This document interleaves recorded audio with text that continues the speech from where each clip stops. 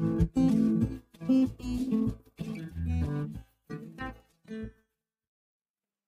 Students, हमने sexual reproduction in flowering plants topic खत्म कर लिया है। अब हम आगे बढ़ते हैं। अब हम चलते हैं सेक्सुअल रिप्रोडक्शन इन एनिमल्स के बारे में बात करने।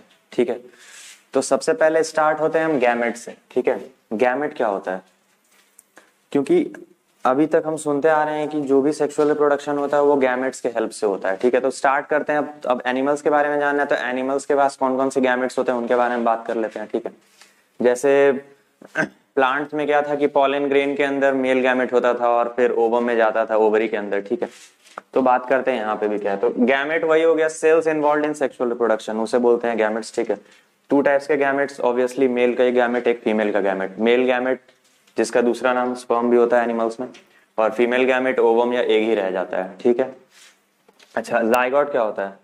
तो जब मेल गैमेट और फीमेल गैमेट दोनों फ्यूज कर जाएंगे, दोनों जुड़ जाएंगे, तो जो बनता है, ठीक है, मास ऑफ सेल, ठीक है, उसे बोलते हैं हम जाइगोट। ठीक है, उसके बाद फर्टिलाइजेशन क्या था? फर्टिलाइजेशन हो जाता है यही प्रोसेस जिसमें मेल गैमेट और फीमेल गैमेट क्या होते हैं, जुड़ते हैं, फ्यूज करते हैं। दो टाइप के फर्टिलाइजेशन होते हैं, एक इंटरनल और एक एक्सटर्नल। इंटरनल फर्टिलाइजेशन एनिमल्स में होता है, मैमल्स में होता है। ठीक है, मैमल्स में तो क्या होता है, इसमें फीमेल बॉडी के अंदर फर्टिलाइजेशन होता है। ठीक है, और एक्सटर्नल फर्टिलाइजेशन क्या होता है, जिसमें फीमेल बॉडी के बाहर फर्टिलाइजेशन होता है। ठीक है, अब क्या होता है इसमें, जैसे फ्रॉग्स और फिशेस में क्या होता है, जो फिशेस और फ्रॉग्स है ना, वो अपना स्पर्म और एग्स दोनों एक पानी में ही रिलीज कर देते हैं। ठीक है, और पानी में फिर स्पर्म वगैरह अटैक करता है एग को और वहां पे फर्टिलाइज करता है बाहर में, पानी में। ठीक है, और फिर मछलियां उससे निकलती हैं। ठीक है, तो उसे बोलते हैं हम क्या, एक्सटर्नल फर्टिलाइजेशन। ठीक है, तो नोट कर लीजिए इसे स्टूडेंट्स।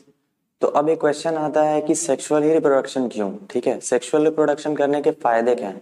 ठीक है, तो आइए अब हम उन्हें समझते हैं। ठीक है, तो सबसे बड़ा फायदा हो जाता है ना कि वेरिएशन आता है, ऑफस्प्रिंग का जो जेनेटिक कैरेक्टरिस्टिक रहता है या जो जीन कंपोजिशन रहता है वो बदलता है। ठीक है, क्यों ऐसा होता है? क्योंकि ऑफस्प्रिंग जो जीन्स रिसीव करता है ना, वो फादर से भी रिसीव करता है और मदर से भी। जो हमारा मेल गैमेट है, स्पर्म है और ओवम है, वो क्या है, फादर और मदर का एक डीएनए का पोर्शन ही तो है ना, जेनेटिक कोड ही तो है उसमें।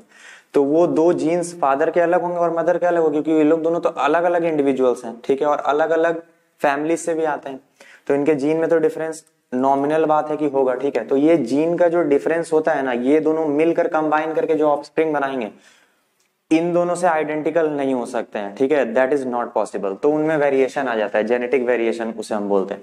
लेकिन एसेक्सुअल रिप्रोडक्शन में क्या होता है, एसेक्सुअल रिप्रोडक्शन में तो सिंगल पेरेंट होता है, उसी के जीन्स का डिवीजन होके बहुत सारे ऑफस्प्रिंग निकलते हैं उसी से। तो वो जीन जो है, जीन कोड जो पेरेंट का था, वही gene code almost same to same रहेगा क्या ऑफस्प्रिंग में भी। तो कोई वहां पे चेंज, जेनेटिक चेंज तो बड़ा हुआ नहीं। ठीक है, तो वहां वेरिएशन होता नहीं है। ठीक है, अच्छा वेरिएशन होने से क्या होता है, वेरिएशन होने से सबसे बड़ा फायदा होता है ना कि हमारे एनवायरनमेंट के अंदर जो भी कांस्टेंट चेंजेस आते रहते हैं। ठीक है, तो जो हमारा ऑफस्प्रिंग होगा ना, वो उनको बियर करने में एबल हो जाता है। ठीक है, मतलब इसे बोलते हैं इवोल्यूशन। ठीक है, तो वेरिएशन क्या करता है, वेरिएशन सपोर्ट्स इवोल्यूशन। ठीक है, और इवोल्यूशन होने लगेगा तो एक स्पेसीज के बेटर चांसेस रहेंगे फॉर लॉन्गर सर्वाइवल। ठीक है, ये चीज के लिए। ठीक, variation thus provides better chances to be suited for environmental changes leading to continuous evolution of species. ठीक है, इसी तरह इवॉल्व करते रहता है हर एक स्पीसीज। ठीक है, और वो बेटर होते चल जाएगा, बेटर होते चल जाएगा, जो भी चेंजेस आते जाएंगे उनके अनुकूल अडेप्ट करता चल जाएगा। एडेप्टेशन इज द वर्ड, ठीक है, जिसे मैं खोज रहा था। तो वो एडेप्टेशन होता रहेगा उसका और स्पीसीज कंटिन्यू होते रहेंगे। तो नोट कर लीजिए इसे। तो स्टूडेंट्स, अब तक हम देखते आए हैं कि मेल और फीमेल गैमेट के फ्यूजन से एक जाइगोट बनता है। ठीक है, और उससे बेबी प्रोड्यूस होता है। तो फिर ये भी तो क्वेश्चन अराइज हो सकता है ना कि जो क्रोमोसोम पेरेंट्स में था, ठीक है, जितना अमाउंट ऑफ डीएनए पेरेंट्स में था, बच्चों में तो उससे ज्यादा होना चाहिए, डबल हो जाना चाहिए। ठीक है, तो अगला क्वेश्चन अराइज ये हो जाता है कि why amount of DNA does not get doubled during sexual reproduction, ऐसा क्यों नहीं होता है? ठीक है, तो क्या होता है ना, जो जीन्स होते हैं वो गैमेट्स में होते हैं। ठीक है, मेल और फीमेल गैमेट कंबाइन करते हैं तो एक जाइगोट बनता है। ठीक है, जानते हैं हम इसके बारे में, लेकिन अमाउंट ऑफ डीएनए डबल नहीं हो रहा है। ऐसा क्यों हो रहा है? क्योंकि जो गैमेट्स होते हैं वो स्पेशल टाइप के सेल्स होते हैं। ठीक है, नॉर्मल बॉडी में जितना क्रोमोसोम रहेगा, या क्रोमोसोम का मतलब अमाउंट ऑफ डीएनए। तो नॉर्मल बॉडी में जितना डीएनए रहता है गैमेट्स में उसका हाफ रहता है, ठीक है। जैसे फॉर एग्जांपल बता देता हूँ, जैसे ह्यूमंस होते हैं, नॉर्मल ह्यूमंस में 46 क्रोमोसोम्स होते हैं हमारे में, ठीक है। ओके, तो क्या होता है, जो स्पर्म होता है ना उसमें 23 होता है खाली, और ओवम में 23 होता है, ठीक है। ये जो भी गैमेट्स होते हैं ना इनमें हाफ नंबर ऑफ क्रोमोसोम्स या बोलिए तो हाफ अमाउंट ऑफ डीएनए होता है, ठीक। अब जब ये दोनों फ्यूज कर जाएंगे ना तब ये वापस से मिलकर वो काउंट लेते आते हैं 46 का, ठीक है। तो chromosomes now when they fuse the zygote will have 46 chromosomes which will develop into a baby, ठीक है। तो इस तरह वो रिस्टोर हो जाता है जो नॉर्मल काउंट किसी भी एनिमल में हो सकता है। मैं एक एग्जांपल ह्यूमंस का लिया है कि ह्यूमंस में 46 क्रोमोसोम्स होते हैं, ठीक है, जेन्युइनली किसी सेल में।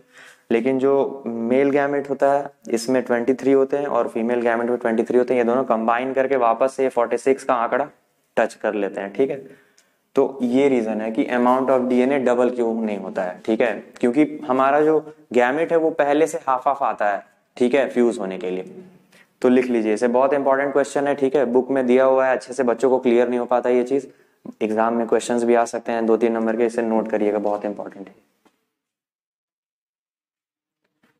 तो स्टूडेंट्स अब हम बात करते हैं sexual reproduction generally in human beings के बारे में, ठीक है। तो पहला टर्म आ जाता है यहाँ पे प्यूबर्टी, ठीक है, क्योंकि प्यूबर्टी से स्टार्ट होता है वो सेक्स ड्राइव आना, सेक्सुअल अर्जेस आना या फीलिंग्स आना, वैसा ही कुछ, ठीक है। क्या होता है प्यूबर्टी? प्यूबर्टी वो एज होता है जिसमें sex gametes begin to form, ठीक है, सेक्स गैमेट्स बनने शुरू हो जाते हैं, ठीक है, in boys and girls and they become sexually active, ठीक। बॉयज का एज क्या है? बॉयज का एज होता है जनरली 13 से 14 साल के बीच में, और गर्ल्स का पहले आ जाता है थोड़ा, वो 10 से 12 के बीच में मैच्योर हो जाती हैं, सेक्सुअली एक्टिव हो जाती हैं। तो इस एज को बोलते हैं क्या? प्यूबर्टी, ठीक। अच्छा, मेल के लिए क्या रिस्पॉन्सिबल होता है प्यूबर्टी आने में? टेस्टोस्टेरोन, ठीक है। और फीमेल के लिए 2 हार्मोन है, एस्ट्रोजन और प्रोजेस्टेरोन, इसको बोलते हैं एस्ट्रोजन, प्रोनाउंसिएशन है इसका, ओके।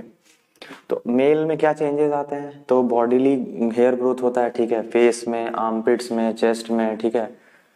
उसके बाद प्यूबिक एरियाज में, जेनाइटल एरियाज में, ठीक है, वहां पे हेयर ग्रोथ होगा। फिर क्या होगा? बॉडी, ये जो टेस्टोस्टेरोन है ना ये मसल्स के लिए है, ठीक है, फेमस, तो मसल ग्रोथ में हेल्प करता है, ठीक है। तो बॉडी मस्कुलर हो जाएगा, वॉइस डीपन हो जाएगा, ठीक है। और एक चीज है क्या, ये एक तरह का सेक्स ड्राइव है, ठीक है, सेक्स ड्राइव बढ़ाता है, सेक्सुअल अर्जेस जो होता है बॉयज में उसको मेंटेन रखता है, ठीक है, उसे लिबिडो भी बोलते हैं हम, ठीक है।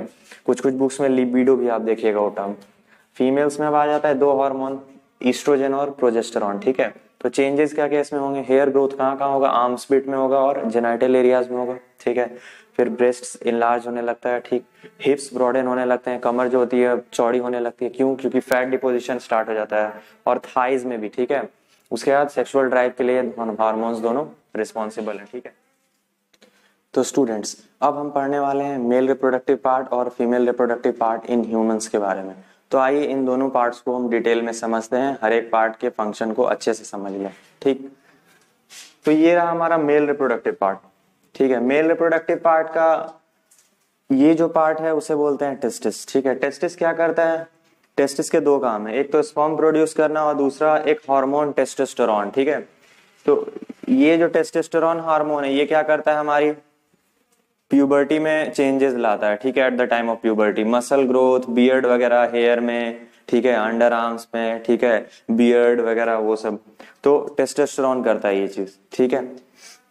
अच्छा, टेस्टिस जो भी स्पर्म प्रोड्यूस कर रहा है, ठीक है, उसे कैरी ट्यूब एक करता है, उसका नाम होता है वास डिफरेंस। ये ट्यूब स्पर्म को कैरी करके कहाँ ले जाता है? यूरेथ्रा से मिलाता है, ठीक है।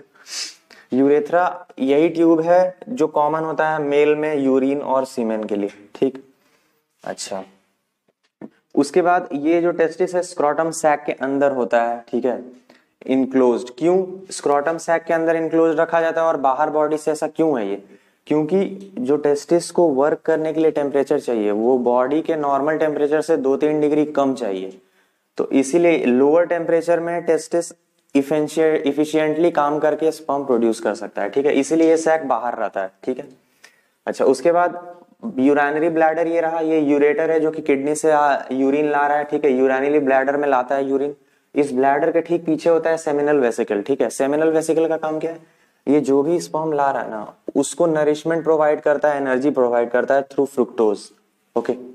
अच्छा, उसके बाद यहाँ पे ये जो जोन है इसको पूरा इनक्लोज्ड रखता है चारों तरफ से प्रोस्टेट, ठीक है। प्रोस्टेट ग्लैंड एक क्या है, ये ग्लैंड अल्कलाइन फ्लूइड रिलीज करता है जो कि लुब्रिकेशन और नरिशमेंट में हेल्प करता है, ठीक है, स्पर्म के। और लुब्रिकेशन जब हम इंटरकोर्स करेंगे, जब मेल इंटरकोर्स करेगा, ठीक है, in the vagina of a female, तो क्या होगा उस टाइम में, इन इंटरकोर्स के टाइम में फ्रिक्शन होता है, ठीक है, तो उस फ्रिक्शन से इंजरी हो सकता है, ठीक है। तो उस इंजरी को प्रिवेंट करने के लिए लुब्रिकेशन रिक्वायर्ड है, ओके। अच्छा, नरिशमेंट प्रोवाइड करता है फिर स्पर्म को। अच्छा, दूसरा तीसरा चीज है कि अल्कलाइन फ्लूइड रिलीज कर रहा है। अल्कलाइन वर्ड यहाँ क्यों लाया गया है, क्यों लाया गया है, क्योंकि जो यूरेथ्रा हमारा होता है उससे जो यूरिन पास कर रहा होता है, आपको पता है बच्चों वो एसिडिक नेचर का है, ठीक है। तो उस एसिडिक नेचर के कारण स्पर्म डैमेज हो सकते हैं, तो उनको उसको स्पर्म डैमेज को प्रिवेंट करने के लिए या मिनिमाइज करने के लिए अल्कलाइन फ्लूइड क्या करता है, इस रास्ते को पूरा न्यूट्रलाइज कर देता है। एक और काम है अल्कलाइन फ्लूइड का कि जो वेजाइना का इंटरनल फ्लूइड सिस्टम है ना वो भी एसिडिक होता है, तो स्पर्म को प्रोटेक्ट करने के लिए इस कंडीशन में भी वो जरूरी है फ्लूइड, ठीक है। तो साथ में आते हैं, स्पर्म के साथ होता है ये, ठीक है। उसके बाद एक और ग्लैंड होता है जस्ट कॉपर्स ग्लैंड, ठीक है, इसे बोलते हैं कॉपर्स ग्लैंड। प्रोस्टेट के ठीक नीचे होता है और दोनों साइड होता है, एक इस साइड एक उस साइड भी होगा, ठीक है। तो कॉपर्स ग्लैंड का भी काम क्या है, अल्कलाइन फ्लूइड रिलीज करता है जो कि म्यूकस रिलीज करता है, ठीक है, ये भी लुब्रिकेशन में हेल्प करता है और ये भी अल्कलाइन होता है। तो कुल मिला के जो सेमिनल वेसिकल का जो सेक्रेशन है, प्रोस्टेट ग्लैंड का सेक्रेशन है, कॉपर्स ग्लैंड का सेक्रेशन है, इन तीनों ग्लैंड्स का सेक्रेशन प्लस स्पर्म मिल के क्या बन जाता है, सीमेन बन जाता है, सीमेन, ठीक है। और सीमेन हमारे पेनिस से फिर वेजाइना ऑफ ए फीमेल में ट्रांसफर होता है through eight the time of intercourse, okay. तो ये था मेल रिप्रोडक्टिव पार्ट, ठीक है। ये जो पेनिस होता है ये मस्कुलर ऑर्गन है जो कि इंटरकोर्स के लिए यूज किया जाता है, ठीक है, ओके। अब आते हैं हम फीमेल रिप्रोडक्टिव पार्ट पे। तो फीमेल रिप्रोडक्टिव पार्ट का ये बेसिक पार्ट है ओवरी, ठीक है। ओवरी क्या होता है, ओवरी में बहुत सारे ओवम्स रहते हैं, ठीक है, ओवा बोल सकते हैं या फॉलिकल्स बोल सकते हैं। तो ये बहुत कम एज से रहते हैं, बचपन से ही रहते हैं, इमेच्योर रहते हैं। जब प्यूबर्टी आती है गर्ल्स में तो ये फिर मैच्योर हो जाते हैं, मैच्योर हो जाते हैं तो फिर हर मंथ आफ्टर 28 डेज साइकिल में वो ओवम रिलीज होते रहता है, ओके। तो अब अगला आ जाता है ये ट्यूब जो है, इसका नाम है ओविडक्ट, ठीक है। ओविडक्ट में ही फर्टिलाइजेशन होता है, यहीं कहीं स्पर्म हमारा इधर से एंट्री लेता है और यहां से ओवम आ रहा होता है और यहीं कहीं फर्टिलाइजेशन होता है, ठीक है। अच्छा, ये जो फनल आप देख रहे हैं, ठीक है, इसे बोलते हैं फनल।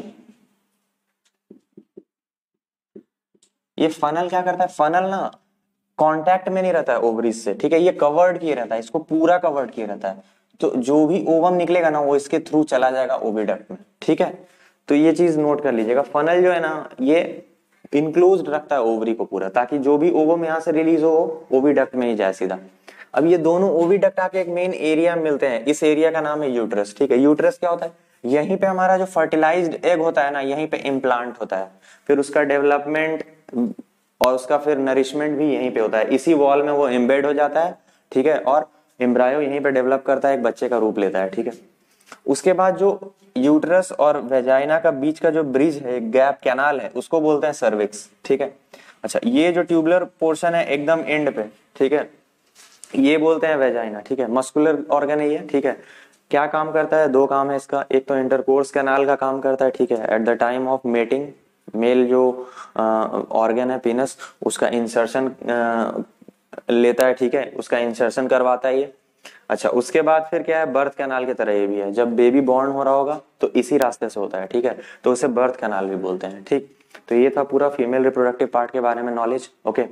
एक चीज और है, ओवरी जो होता है उसका और काम क्या है, एस्ट्रोजन और प्रोजेस्टेरॉन हार्मोन भी रिलीज करना, ठीक है, इसका बहुत बड़ा रोल है, ठीक है, ग्रोथ में फीमेल पार्ट्स का, ठीक है। और फिर eight the time of menstrual cycle भी, ठीक है, इन दोनों हार्मोन्स का बहुत इंपॉर्टेंस है, ओके। तो नोट कर लीजिए इन दोनों को। तो स्टूडेंट, हमने अब तक फीमेल रिप्रोडक्टिव पार्ट और मेल रिप्रोडक्टिव पार्ट्स कैसे कैसे काम करते हैं, क्या पार्ट्स होते हैं, उनके हर एक पार्ट का फंक्शन हमने अच्छे से समझ लिया है। अब हम आगे बढ़ते हैं और चलते हैं फर्टिलाइजेशन की तरफ।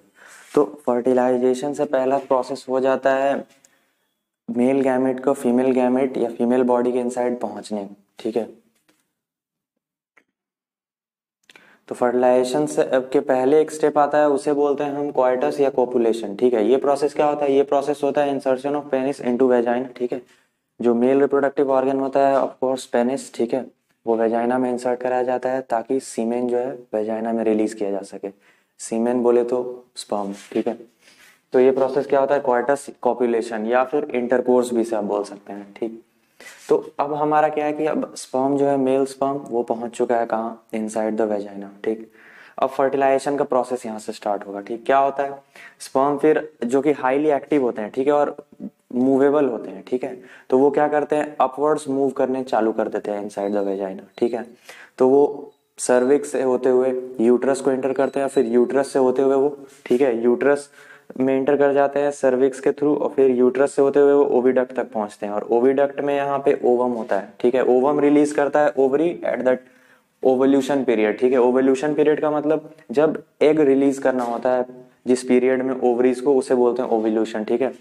तो ओवल्यूशन पीरियड, तो ओवल्यूशन टाइम पे वो रिलीज करते हैं ओवम, और फिर उस टाइम अगर स्पर्म रिलीज किया गया वेजाइना में तो वो ऊपर चढ़ता चढ़ता कहाँ पहुंच जाएगा, ओविडक्ट में, ठीक है।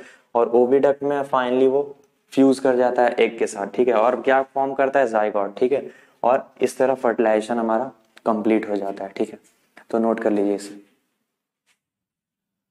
तो स्टूडेंट्स, अब तक हमने बात की फर्टिलाइजेशन के थ्रू एम्ब्रायो और जाइगोट फॉर्म कैसे करता है, ठीक है।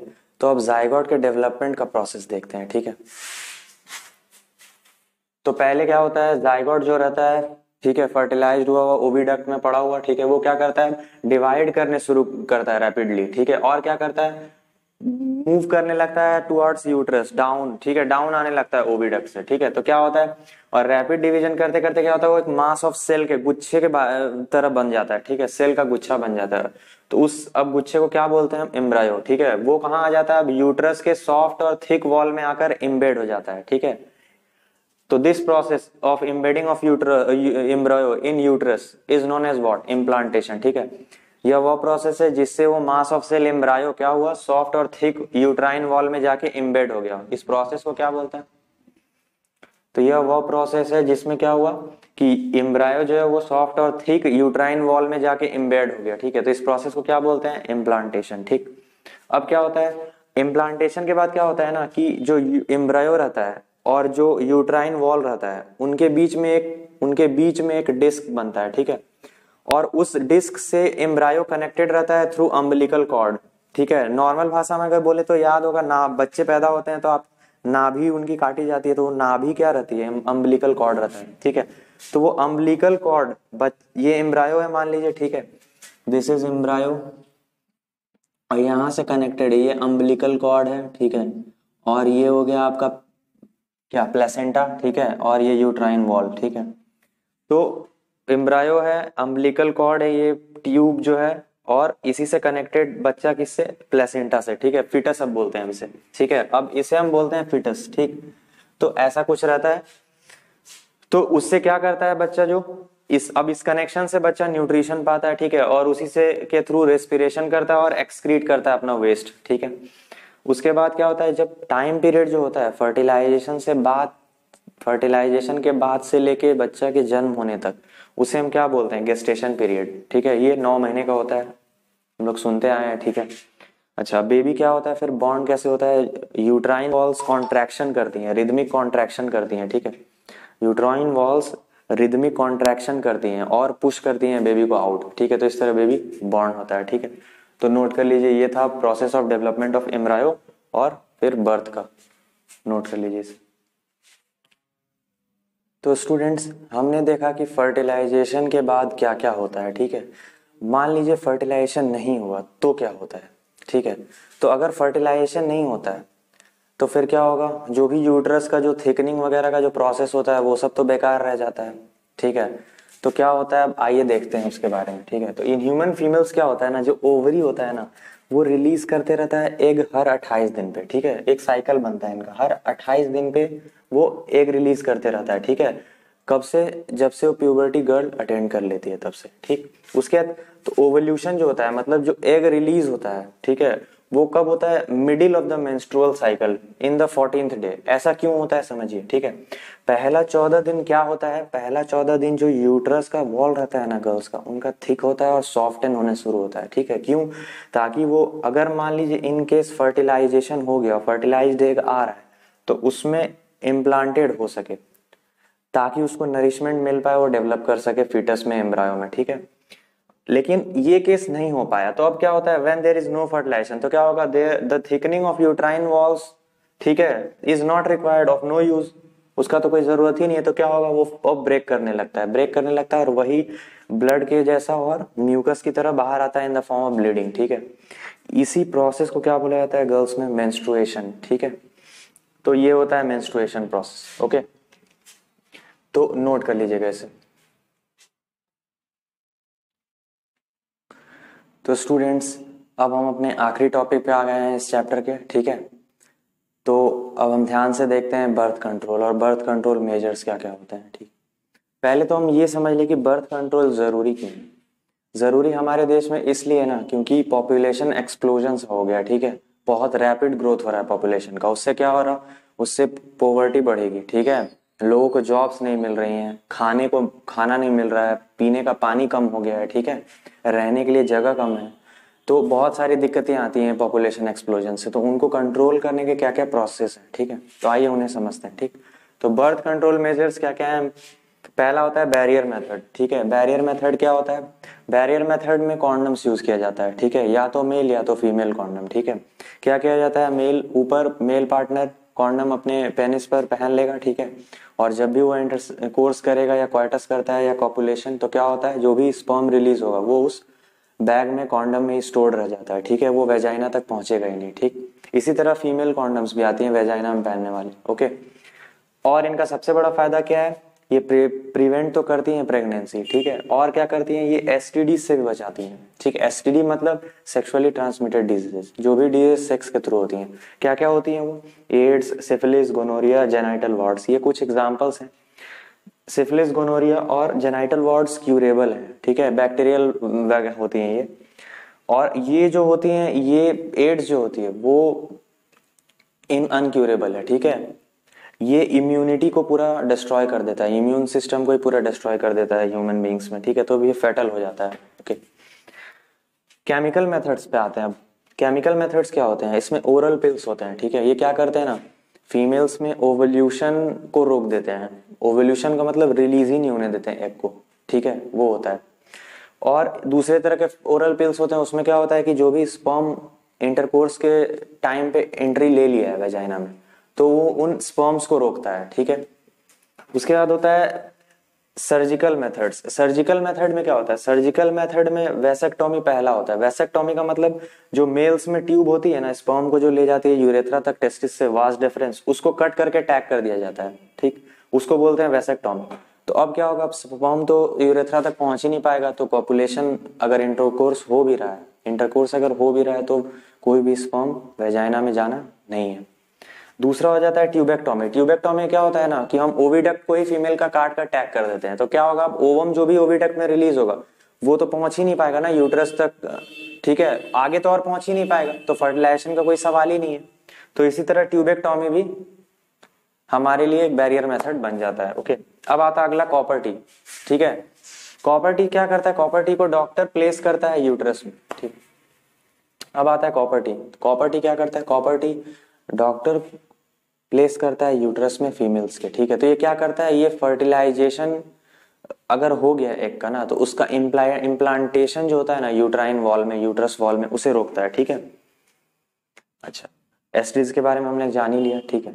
इन सब चीजों के बारे में हमने पढ़ लिया। एक और टॉपिक जो कि बहुत ही बड़ी कुरीति है, ठीक है, अब तो बहुत हद तक घट रहा है, ठीक है, फीमेल फर्टिसाइड उसे बोलते हैं, ठीक। क्या होता था कि हमारे पास जब टेक्नोलॉजी आई, ठीक है, कि सेक्स डिटरमाइन करने की किसी भी बच्चों की, ठीक है, तो क्या होता था कि नॉर्थ साइड या हरियाणा या जहां बैकवर्ड रीजन है, ठीक है, हरियाणा ही में स्पेशली नाम नहीं लूंगा, सबसे ज्यादा वहीं पे थी, अभी भी है, ठीक है, राजस्थान वगैरह में। तो क्या होता है कि फीमेल चाइल्ड के लोग खिलाफ रहते हैं, उनकी सोच ऐसी है कि फीमेल चाइल्ड के लोग खिलाफ होते हैं, ठीक है। तो क्या करते थे, ये टेस्ट करवाते थे सेक्स डिटरमाइन करवा लेते थे, और अगर इन्हें पता चल जाता था कि ये बच्ची है तो क्या करते थे, उसे गिरा देते थे, ठीक है।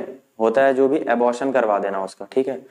तो या फिर फीमेल फोर्टिसाइड उसे बोलते हैं, कि फीमेल जो भी गर्ल चाइल्ड है उसको पेट में ही किल कर देना, ठीक है। तो ये चीज बहुत ही डेंजरस हो सकता है सोसाइटी के लिए, ठीक है। जितनी भी आप डेवलप्ड कंट्रीज आप देख लो, ठीक है, रशिया हो गया, अमेरिका हो गया, यूरोप के कंट्रीज हो गए, वहां पे सेक्स रेशियो बहुत हाई है। सेक्स रेशियो का मतलब होता है नंबर ऑफ फीमेल्स पर 1000 मेल्स जो है ना वो ज्यादा है, ठीक है। जैसे रशिया में 1100 है, ठीक है। यूरोप के कुछ कंट्री में 10.5, ठीक है, 1050 है पर 1000 मेल्स पे, ठीक है। इंडिया में बहुत ही खराब हालत है, इंडिया में 933 पे है, ठीक है। अभी इम्प्रूव हो गया है काफी, ठीक है। कुछ कुछ स्टेट्स के तो 800 पे है, ठीक है, 833, 840 ऐसे करके हरियाणा में, ठीक है। अभी इम्प्रूव हो रहा है धीरे धीरे, अभी और इम्प्रूव होंगी सिंस, क्योंकि सेक्स डिटर्मिनेशन या प्रीनेटल सेक्स डिटर्मिनेशन जो भी होता है ना वो हमारे देश में बैन हो चुका है, ठीक है। तो प्लीज इन सब के साथ कभी ना दें, ठीक है। इन सब कुरीतियों का साथ कभी ना दें, और अगर सोसाइटी की डेवलपमेंट चाहते हैं हम लोग तो मेल्स का भी उतना ही योगदान है और फीमेल्स का भी उतना ही योगदान है, ठीक है। तो इस बात को हमें समझना चाहिए और हमें इस बात को फैलाना भी चाहिए, अवेयर भी करना चाहिए लोगों को, ओके। तो इसी के साथ हमारा जो दूसरा टॉपिक है आपका, ठीक है, reproduction, how to reproduce in organisms, तो इसी के साथ आपका how to reproduce in living organisms chapter जो है वो फिनिश होता है। कोई भी क्वेरीज हो प्लीज कमेंट बॉक्स में जरूर कमेंट करें, मैं जल्दी से जल्दी उन्हें क्लियर करने की कोशिश करूंगा, ठीक है। और जैसे जैसे मैंने डायग्राम बनाते जाता हूँ फुल लेबलिंग के साथ, फुल फंक्शन लिख के, जो भी फ्लो चार्ट बनाता हूँ, जो भी स्टेप्स लिखता हूँ, उसको आपको याद रखना है। जिस तरह आप अगर इस तरह ये फॉलो कर गए हैं ये वे, तो आपको बहुत इजी हो जाएगा बायोलॉजी में नंबर स्कोर करना, ठीक है। तब तक के लिए पढ़ते रहें, मस्त मौला बिंदास रहें और ध्यान रखें अपना।